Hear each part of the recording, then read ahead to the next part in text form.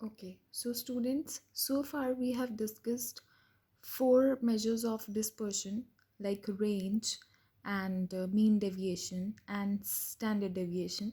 This is the last measure of dispersion, that is the coefficient of variation. Coefficient of variation, हम इसको क्यों calculate करते हैं, हम इसको कैसे कैलकुलेट करेंगे, इसका फॉर्मूला क्या है, ये सब हम आज के टॉपिक में देखेंगे. First of all, coefficient of variation हम यूज़ क्यों करते हैं. It is use for comparing two different series of data. मतलब अगर हमारे पास दो या दो से ज़्यादा सीरीज ऑफ डेटा गिवन है, क्वेश्चन में दो सीरीज़ गिवन है या दो से ज़्यादा सीरीज़ गिवन है, तो उसमें हम अगर हमने उन दोनों को कंपेयर करना है कि कौन सी वाली सीरीज़ में ज़्यादा वेरिएबिलिटी है, वेरिएशन ज़्यादा है, किस में कम है, तो वो हम कैलकुलेट करेंगे through the coefficient of variation. उससे हम पता कर सकते हैं. और मैं आपको ये भी बताऊंगी कि हम स्टैंडर्ड डेविएशन इसके लिए क्यों नहीं यूज़ कर सकते और वेरिएंस इसके लिए क्यों नहीं यूज़ कर सकते.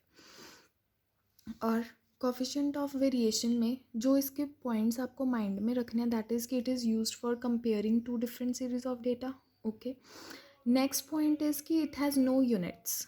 ठीक है, जैसे हमारे पास अगर हाइट दे रखी है तो स्टैंडर्ड डेविएशन कैलकुलेट करेंगे तो उसमें भी हमारे पास इन इंचेस आंसर आएगा या सेंटीमीटर आंसर आएगा. मीन में भी ऐसे ही होता है, वेरिएंस में भी ऐसे ही होता है. लेकिन कोफिशिएंट ऑफ वेरिएशन में हमारे पास कोई भी यूनिट नहीं होता है. वी विल नॉट इनकर any unit in the coefficient. Next हमारे पास ये होता क्या है, इट इज़ अ रेशो. किसके बीच की रेशो है, standard deviation and mean. Standard deviation और मीन के बीच की रेशो को हम बोलते हैं coefficient of variation and it is expressed as a percentage. हम इसको परसेंटेज के थ्रू एक्सप्रेस करते हैं क्योंकि इसके कोई भी यूनिट्स नहीं होते हैं. जबकि स्टैंडर्ड डेविएशन में हमारे पास मीन में, स्टैंडर्ड डेविएशन में एंड वेरिएंस में हमारे पास यूनिट्स होते हैं. तो इसलिए हम इसको एज अ परसेंटेज एक्सप्रेस करते हैं. आपको थ्रू एग्जाम्पल्स पता चलेगा कि why we use coefficient of variation while we have another measures of dispersion like standard deviation and variance and mean deviation etcetera. So अभी तक जितना भी हमने पढ़ा है, मीन का फॉर्मूला आपको पता है, X bar is equal to summation of X upon N. Standard deviation का आपको पता है, under root summation of X minus X bar का whole square upon N. This is the deviation. Variance का फॉर्मूला आपको पता है, that is the sigma square. Sigma को स्क्वायर कर देंगे तो वो हमारे पास क्या आ जाती है, variance. Okay, and coefficient of variation का क्या फॉर्मूला होता है, coefficient of variation C V is equal to sigma, that is the standard deviation, divided by X bar, that is the mean. Sigma divided by X bar, standard deviation upon mean into 100 हम क्यों कर रहे हैं, because it is expressed as a percentage. Okay, अब थोड़ा सा इसका concept समझेंगे कि इसको हमने क्वेश्चंस के थ्रू कैसे सॉल्व करना है.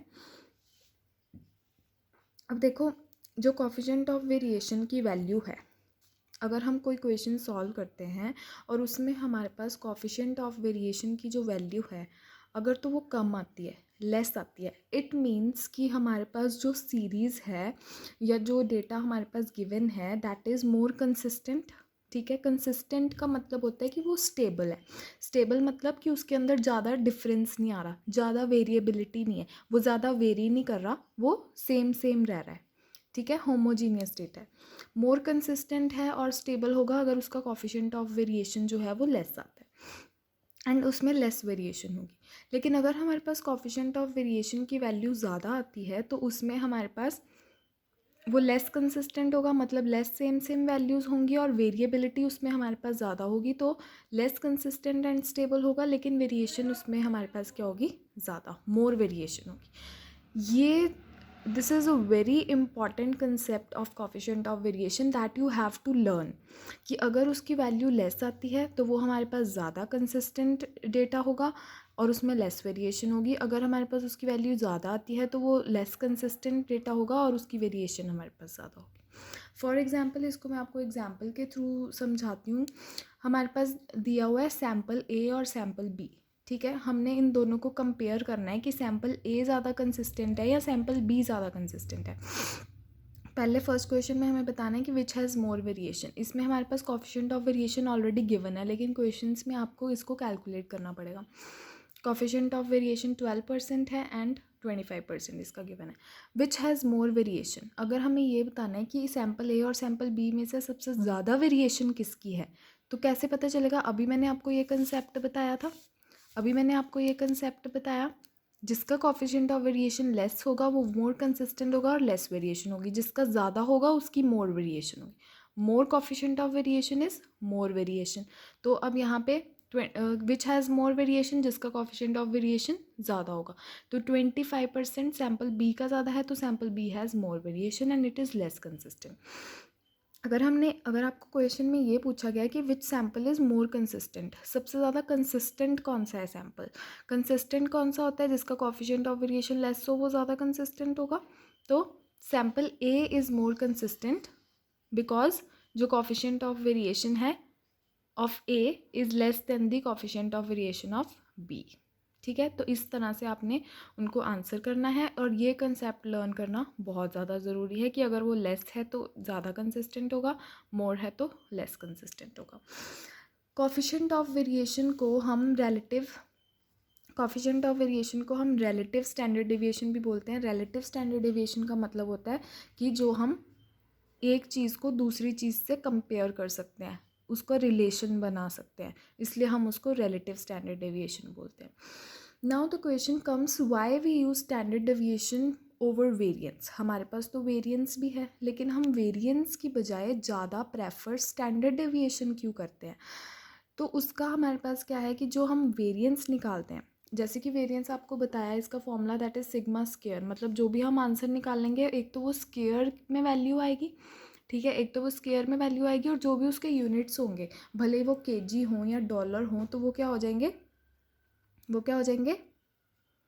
That will be squared. ठीक है, तो जैसे सिग्मा स्क्वायर निकालेंगे तो अगर उसमें केजी में वैल्यू दे रखी है तो वो स्क्वायर कर देगा, डॉलर में दे रखी है तो वो स्क्वायर कर देगा.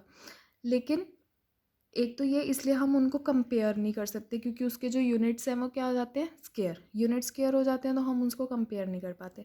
And it results in large figures, क्योंकि ये स्क्वायर कैलकुलेट करता है. ठीक है, स्क्वायर में आंसर देगा, तो इसलिए जो है ये हमारे पास इसकी लार्ज फिगर्स में आंसर आता है. That is difficult to compare. Okay, so हम क्या करते हैं, उसका स्क्वायर रूट फाइंड करते हैं. Square root of variance is standard deviation. I have already told you कि अगर हम स्क्वायर रूट ऑफ वेरिएंस करते हैं तो वो हमारे पास क्या आ जाती है, स्टैंडर्ड डेविएशन. तो इसलिए हम इसकी स्टैंडर्ड डेविएशन निकालते हैं कि ताकि वो स्मॉल फिगर में आंसर आए उसका. लेकिन जो स्टैंडर्ड डेविएशन है वो हम यूज़ नहीं कर सकते डेटा को कंपेयर करने के लिए. क्यों? क्योंकि उसमें यूनिट्स होते हैं. अगर हमने एक सीरीज़ की स्टैंडर्ड डेविएशन निकाल लिया है वो केजी में है, दूसरी सीरीज़ की स्टैंडर्ड डेविएशन निकाल लिया है वो डॉलर में है, तो हम उसको कंपेयर नहीं कर सकते. Okay, it can only be use to for analysis but we can not compare it. हम उसको कंपेयर नहीं कर सकते क्योंकि उसके यूनिट्स होते हैं. जैसे हाइट सेंटीमीटर में है, वेट केजी में है. ठीक है, ये दो सीरीज़ की हमने स्टैंडर्ड डेविएशन निकालनी है. हमने स्टैंडर्ड डेविएशन निकाल दी, हमें ये पता चल जाएगा कि ये वेरिएबिलिटी उनकी कैसी, लेकिन आपस में उनकी वेरिएबिलिटी कैसी है. लेकिन हम इसको कंपेयर नहीं कर सकते क्योंकि इसके यूनिट्स अलग हैं, इसके यूनिट्स अलग हैं. यूनिट समझ रहे हैं कि सेंटीमीटर केजी, इसके यूनिट्स अलग हैं, इसके यूनिट्स अलग हैं, तो हम उसको कंपेयर नहीं कर पाएंगे. तो हमें जब दो सीरीज़ को कंपेयर करना है, दो या दो से ज़्यादा सीरीज़ को जब हमें कंपेयर करना होता है तो we use coefficient of variation. तब हम कॉफिशिएंट ऑफ वेरिएशन यूज़ करते हैं. Why? Because coefficient of variation में हमारे पास कोई भी यूनिट्स नहीं होते. इसमें हमारे पास कोई भी यूनिट्स क्यों नहीं होते? क्योंकि देखो standard deviation if it is in KG, for example if it इसके यूनिट्स केजी हैं, मीन है, मीन के भी यूनिट्स केजी होंगे, तो दोनों के यूनिट्स क्या हो जाएंगे, कैंसिल आउट. तो इसलिए हमारे पास इसमें कोई भी यूनिट नहीं आएगा, it will be expressed as a percentage.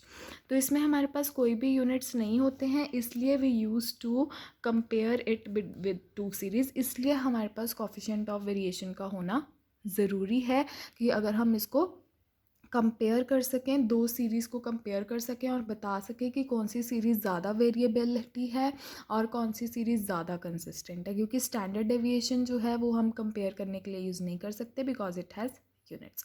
I hope the concept of coefficient of variation is very much clear to you by the end of this video. So we will proceed further to the examples in the next video. Thank you.